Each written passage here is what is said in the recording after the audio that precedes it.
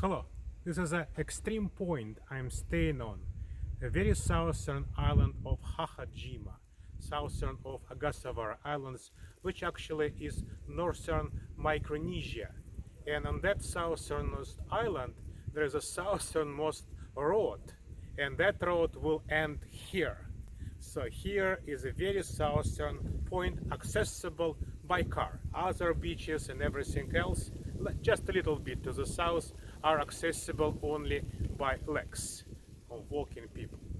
Anyway, and I would like to connect that extreme point with an idea that palms, plant which I'm staying nearby, are also plants of the extreme. Palms are extremely unusual monocots. Monocots are plants which are typically, well, like tulips, are herbaceous, sometimes with underground organs for preserving the nutrients, sometimes without them, but mostly herbaceous plants. Palms is a way to make from herb kind of tree, because that tree is made of fiber. Sometimes palms have very unusual shape.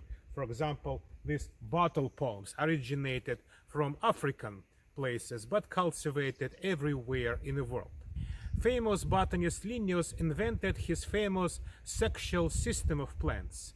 But not much people knows that in the very end of his very well organized system, that system is organized by numbers of stamens and then by types of flowers. So on the very end of his sexual system, he placed palms as a separate group.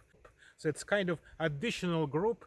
And if we consider this approach, which we call later the natural system, actually I don't like this opposition between artificial and natural. Linnaeus system was also natural enough. He simply found a very good character, number of stamens. But anyway, natural systems are mostly use multiple different characters together, whereas systems like a Linnaeus system use one or two very important characters.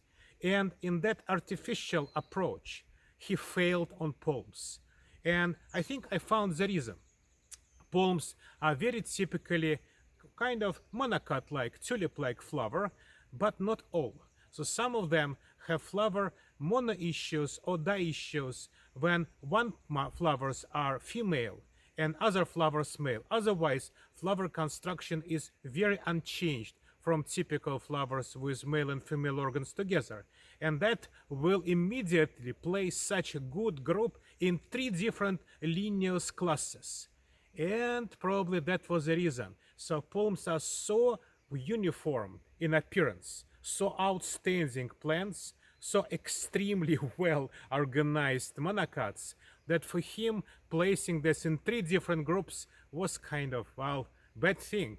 And he decided to place all palms together. This is such a natural group that placing them simply by number of stamens and flower construction in a different subgroups, in a different classes of his classification was not good. So bottle palms are very nice ones, and that is a nice demonstration of that ability. Typical tulip-like flowers. They have very normal flowers, and if flower is both male and female, has stamens and pistils, they should be put in the Linnaeus class Hexandria because they have 6 stamens. But here you can see only female flowers. My particular palm has only female flowers visible, but situation is more complex than that. Actually, flowers are born in a very dense and small inflorescences. These inflorescences have specific botanical name, acervuli. So each acervulus contains female and male flower. As you see, male flowers are appearing first. And that stage, female flowers are not yet developed. They are dark green.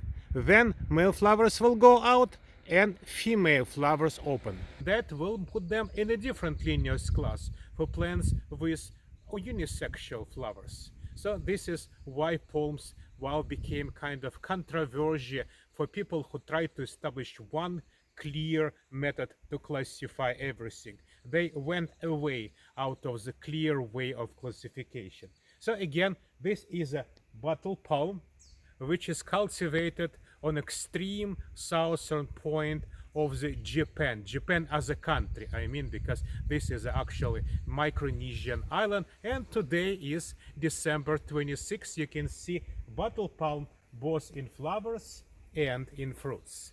Thank you.